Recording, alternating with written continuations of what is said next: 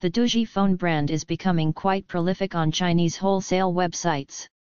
Over the last few weeks I have had a chance to test 3 different models, the DOOGEE Turbo, the DOOGEE Pixels and the DOOGEE Valencia. I have now managed to get hold of a DOOGEE Dagger DG550. It is a 5.5-inch, 1.7Ghz Octa-core smartphone with a 13MP camera and 16 GB of storage. It costs just $166, but just what can you expect from an octa-core phone that costs so little? I took the phone through its paces and this is what I discovered. Considering its price, the DOOGEE Dagger has some impressive specs including that octa-core processor, 1 GB of RAM and 16 GB of internal storage. You might think that at this price the designers would need to cut some corners in terms of the display technology, but you would be wrong. The DG550 has a 720p HD IPS display. The DG550's design is sleek. It has metal-colored sides and is wrapped in a matte, almost rubber-like, plastic. On the front of the phone is the 5.5-inch display and a small silver-colored earpiece grill. Towards the bottom are the 3 capacitive keys, menu, home, and back. The home key is blue dash and the menu key is 3 short lines. All 3 keys light up when one of them is pressed. The micro USB port and the headphone jack are on the top, on the right side is the power button and on the left are the volume controls. The bottom edge has a small hole for the microphone plus 2 speaker grills. The back cover is a matte plastic that doesn't easily slip from the hand. The cover starts to curve towards the edges but the middle part is flat. The camera protrudes slightly from the back, which means the device doesn't stay flat when on a table, but it doesn't affect how you use the device in your hand. The MediaTek MTK6592 is MediaTek's Cortex-A7 octa-core processor.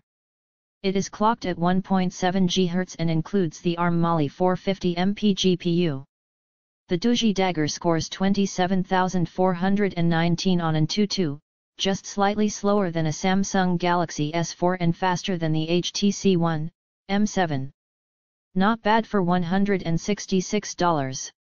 During my short time with the device the UI worked smoothly and quickly. In Epic Citadel the device managed a frame rate of 60.7 fps at 1280x720 in high performance mode, and 56.3 in high quality mode. A quick test of the GPS showed that it was able to get a lock in just a few seconds and the magnetometer, compass, seemed to function as expected. The DOOGEE Dagger DG550 has a 2600 mAh battery, which theoretically should provide a reasonable number of usage hours. However, in practice the numbers were a little disappointing. The 3D gaming is unfortunately the weakest aspect of the battery's performance. Running a test with Epic Citadel shows that the phone can really only handle about 2.5 hours of intensive 3D gaming. The battery also gets quite warm during 3D gameplay. 13MP sensors are becoming increasingly common in lower-end phones and the DG550 is a good example of this.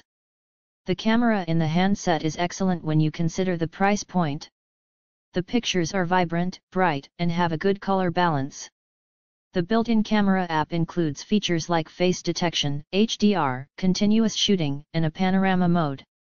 Overall, I was impressed with the quality of the photos, but it is best that you judge for yourself. The Dagger is a budget 3G phone and has all the connectivity options you would expect. There is Wi-Fi, 802.11b/g/n, Bluetooth, 2G GSM, and 3 Guaranis. The device is dual SIM and supports 3G on 850 and 2100 MHz. This means that the 3G won't work in the USA, however standard GSM calls should work. 2100 MHz is the most common 3G frequency and should work in most places around the world, however a lot of carriers also use a secondary 3G frequency range.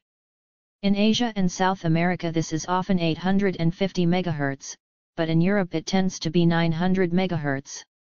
You need to check with your carrier to ensure compatibility, or if you trust Wikipedia then this UMTS networks page could have the information you need.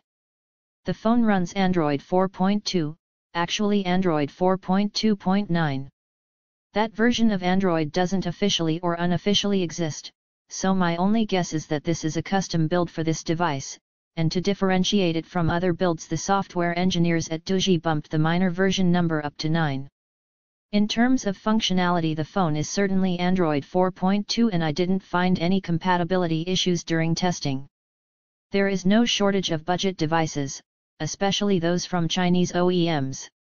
The DG550 has a nice processor package and a good display.